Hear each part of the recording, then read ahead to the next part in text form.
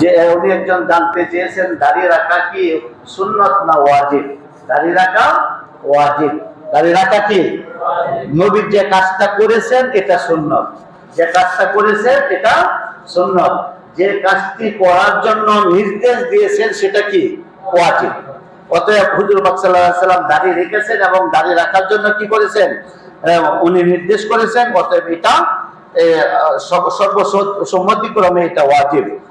আর আরেক ভাই জানতে চেয়েছেন, আতিকুর রহমান সাহেব, উনি জানতে চেয়েছেন যে কাজা নামাজের আমার কোনো বিধান আছে কিনা। এখন আমাদের দেশে অনেক মিডিয়া, অনেক মাধ্যমে এটা বলা হইতেছে কাজা নামাজের কোনো সিস্টেম কোরআনেও নাই, হাদিসেও নাই। তাহলে আমরা এই জাতীয় ভ্রান্ত চিন্তা চেতনার ব্যক্তিদের কথা আমরা শুনবো না। কাজা নামাজ আছে, অবশ্যই আছে। এবং কাজা নামাজের ধারাবাহিকতা উনি জানতে চেয়েছেন। কাজা নামাজের ধারাবাহিকতা হলো, তাহলে যদি আপনার সন দিন তারিখ মনে থাকে, তাহলে আমার জীবনে অমুক তারিখের অমুক নামাজ কায়দা হয়েছে, তাহলে ধারাবাহিকভাবে পড়াটাই কি উত্তম। আর যদি এরকম না জানা থাকে, তাহলে সে নিয়ত করবে আমার জীবনের যত ফরজ নামাজ ফজরের কায়দা হয়েছে, সেই ফজরের 2 রাকাত ফরজ নামাজের নিয়ত করলাম। আল্লাহ আমার জীবনে যত জোহরের নামাজ কায়দা হয়েছে, তার থেকে জোহরের 4 রাকাত নামাজের কি নিয়ত করলাম। যে এই জাতীয় নিয়তে সে কি করবে, নামাজ আদায় করবে। আর আরেক ভাই জানতে চেয়েছেন যে আমাদের দেশে উকিল বাবা দেওয়া হয়, উকিল বাবা দেওয়া হয়, বিয়ের মধ্যে দেওয়া হয়।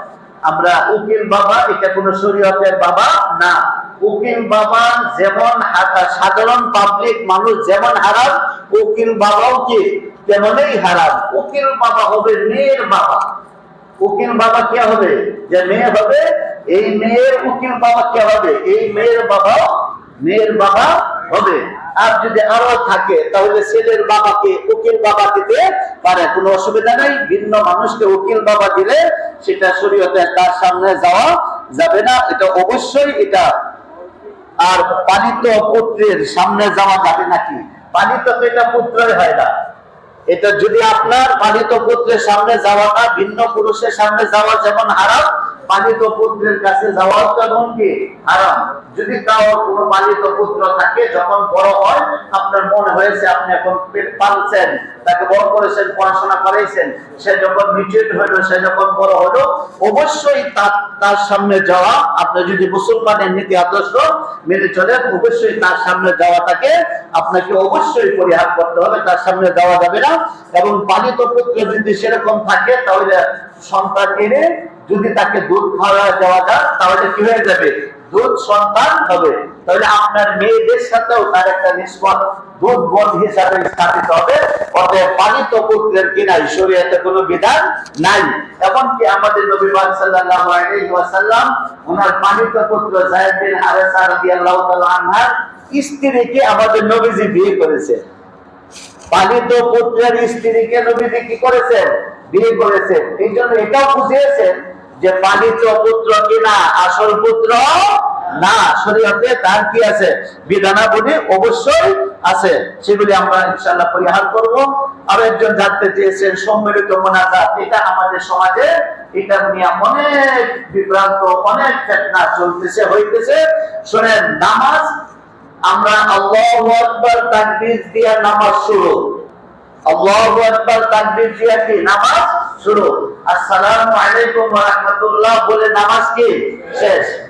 আল্লাহু আকবার বলে নামাজ শুরু, আর সালাম দিয়ে কি নামাজ শেষ। এরপরে যদি আপনি মোনাজাত করতে চান, হ্যাঁ মোনাজাত করতে চান, হাত উঠিয়ে দোয়া করতে চান, অসংখ্য হাদিসের মধ্যে আছে। আবার অনেকেই যুক্তি দেয় না, সৌদি আরব তো করে না, সৌদি আরব আমাদের কি না দলিল না, আমাদের দলিল হলো কি কোরআন এবং হাদিস। অসংখ্য হাদিসে আছে নামাজের পরে সম্মিলিত মোনাজাত। কিন্তু এই মোনাজাতটা যাতে এটা আপনার নিজের ইনফিরাদি আমল, ইমাম সাহেবের আমল না, আপনার সম্মিলিত আমলও না, আপনি নিজের মুনাজাত আপনি নিজে করবেন। নামাজের পরে তাসবিহ ফাতিমে সুবহানাল্লাহ 33 বার, আলহামদুলিল্লাহ 33 বার, আল্লাহু আকবার 34 বার অথবা 33 বার করে লা ইলাহা ইল্লাল্লাহু ওয়াহদাহু লা শারীকা লাহু আহাদান সামাদান লাম ইয়ালিদ ওয়া লাম ইউলাদ ওয়া লাম ইয়াকুল লাহু কুফুয়ান আহাদ। আর আল্লাহ সালাম ফিরানোর পরে আস্তাগফিরুল্লাহ আস্তাগফিরুল্লাহ, হ্যাঁ আল্লাহু আকবার কথাও হাদিসে এসেছে। আর কোন বুজুর্গানের যারা আমল আছে ওনারাও বলেন যে আলহামদুলিল্লাহ পড়তে হয়। অতএব সালাম তাকবীরে তাহরিমা দিয়ে নামাজ শুরু, সালাম দিয়া শেষ, এরপরে যদি আপনারা ইনফিরাদে ভাবে মুনাজাত করতে পারেন কিন্তু করা যাবে। বাকি অনেক সময় দেখা যায় অনেক নামাজি এসে পরে শরীক হয়, কিন্তু রব্বানা যালামনা আনফুসানা অনেক লম্বা মুনাজাত আরম্ভ করলাম, যার দ্বারা অন্য নামাজের কি হবে, অন্য জিনারা এসে পরে শরীক হইলে ওনার নামাজের ক্ষতি হয়। অতএব নামাজের ক্ষতি করার আমার কি নাই, অধিকার নাই। অতএব আমরা মুনাজাত আস্তে করব, সম্মিলিত মুনাজাত শরীয়তে আছে। আল্লাহ রাব্বুল আলামিন আমাদের বিষয়টি বুঝে আমাদের জীবনে আমল করার তৌফিক দান।